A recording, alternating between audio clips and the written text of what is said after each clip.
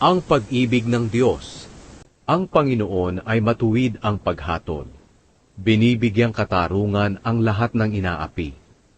Ang Panginoon ay mahabagin at matulungin. Hindi madaling magalit at sagana sa pagmamahal. Hindi siya palaging nanunumbat at hindi nananatiling galit. Hindi niya tayo pinarurusahan ayon sa ating mga kasalanan. Hindi niya tayo ginagantihan, batay sa ating pagkukulang.